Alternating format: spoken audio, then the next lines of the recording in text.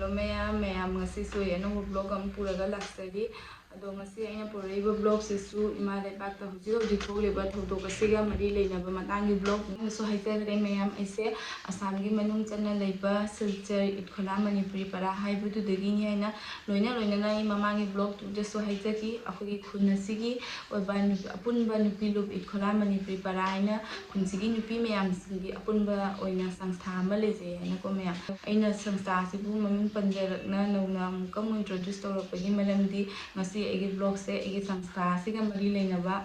vlog oidorini mayam hoji ima lebak ta tholiba thodok asida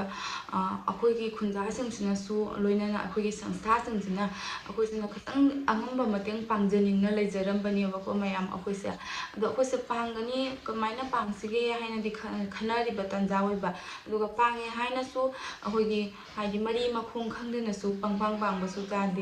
jade na ko mayam haidi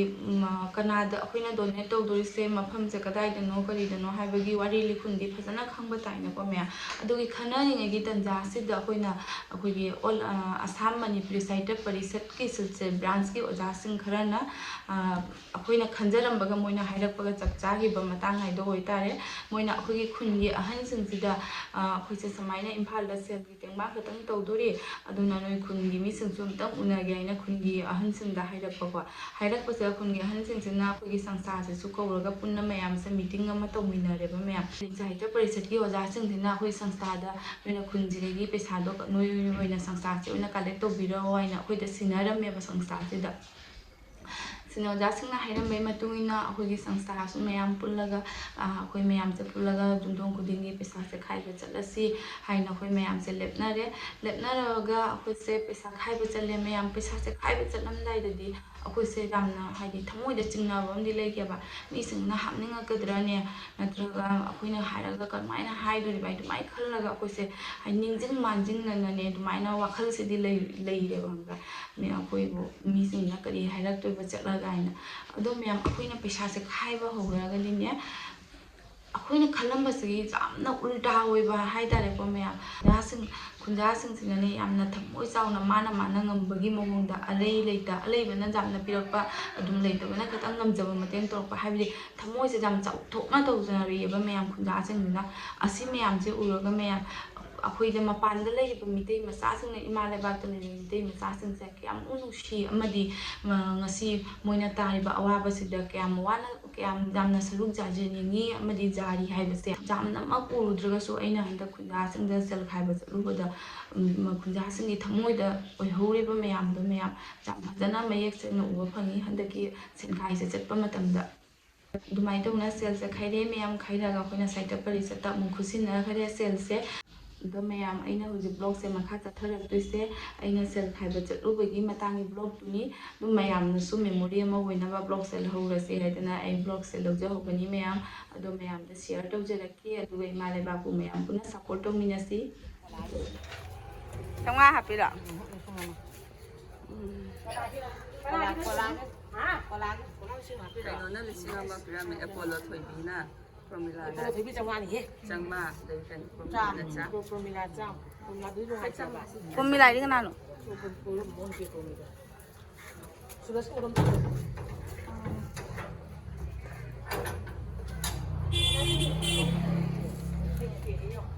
Ya dia sudah udah nak ada apa orang semua apa yang ini kan jam ibu nama dah berjumpa atau tu misalnya apa jauh orang kesu Hey, em cái gì vậy?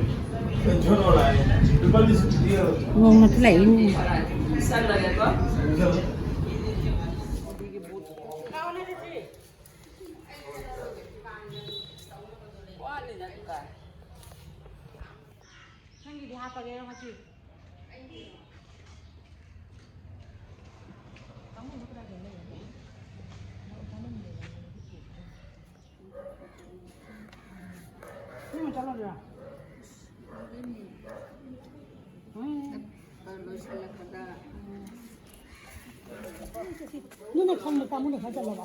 Pide da piu pide.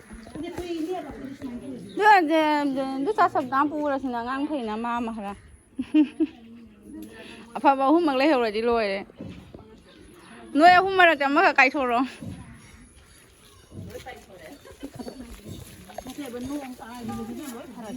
เราส่งบีข้าเนี่ยดู Cái mà lại còn lòng nó bị nó tao rồi quay mặt quần tông này mặt tha đi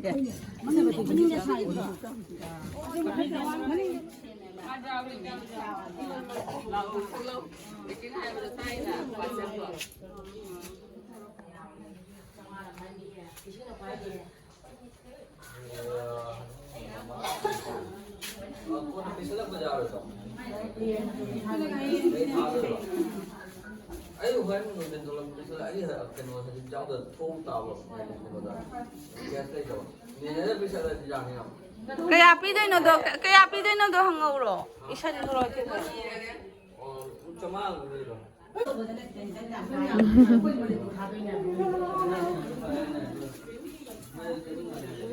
ตูนี่ก่อนเนี่ยตัวตูเนี่ยบะลำบีเส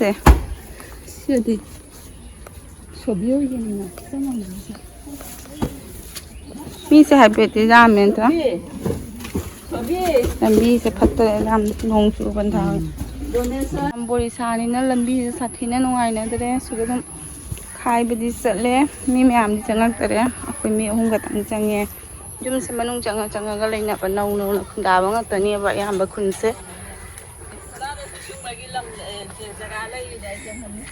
ดูนี่ลำเส้นน้องๆนะคุณดารักปนิให้บ่น้องนะคุณดารักบ่ที่จุ่มชานะรักปกางกูเนี่ยบ่นี่มันนุ่งจังก็เลยได้หมดกี่จุ่มเช่นเช่ไปอินโดนีเซียจำว่าได้มาเลยอินโดนีเซียจำว่าได้บ่ video lâu rồi đó dạ thang ra mẹ mi xe thang ra mẹ mà thang thang này pulam dah betul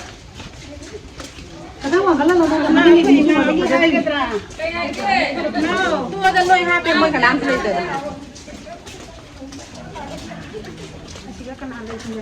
ini tu birak tu di mana nung mak làm như thời bị ơi chúng chẳng này là đi về rồi tu lagi kan na weather si cepat tadi weather cepat tadi apa weather cepat tadi apa nung dia sudah dia mau ani apa fisik sih jam dua dia pesa kai berapa sih dia pesa kai jeng apa fisik sih jam dua sepi apa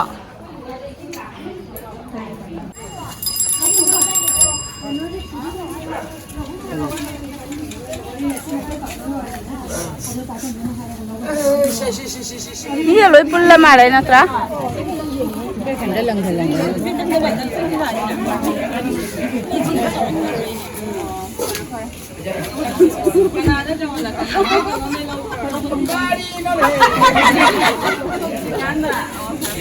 Đấy thì lâu dâu vi cái chân mà cho. Cái đi.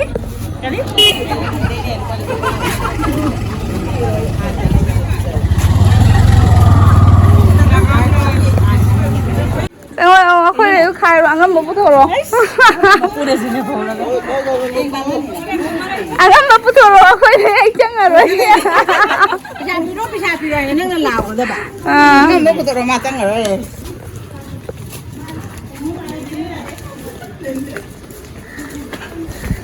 Thôi là cô hả mẹ?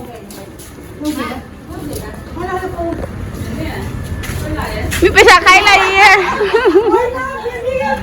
Không lại nhỉ? Mày cái gì vậy?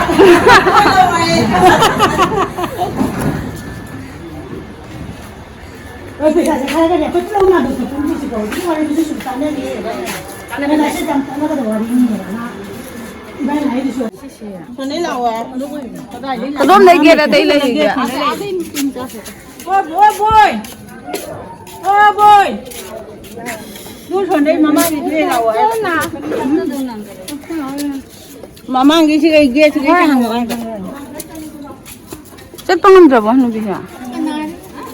Mình mà nó không ta Mày mà nó ta đây nó phải chạp với không mày hay được vậy?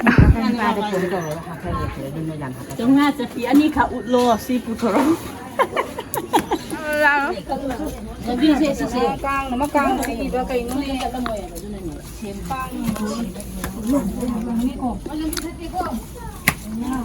Nah, kena satu isi.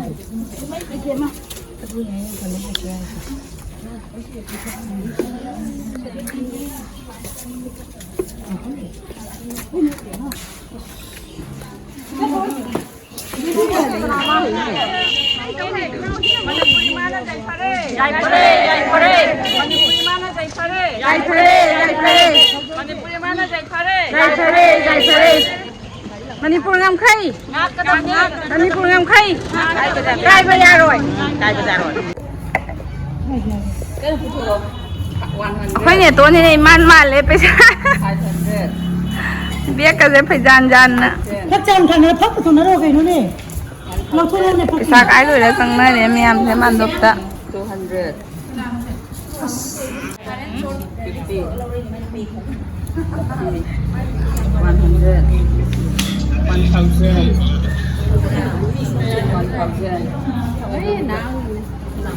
bây giờ thì Dia làm mua rồi đấy. Cho mua về này kia mà làm cái nào mua về. Làm mua rồi đấy chị. Mà nó lì tuổi nữa. Anh đi ra thi đi. Nó mà xin lấy tuổi đi. एक number ने में high बागी का जिन्हें तो जानी लोए ने वाला वो याद है मैं ये नहीं ऐसे अगर पीले जाम pending lấy bác sĩ y rồi rồi sẽ phá rồi rồi pending lấy bây giờ lagi tongan na may thua ये कोई जब पंगाल के लिए पैसा sa je khai na lu raga ga mandok siga pulaga hisab tong na rini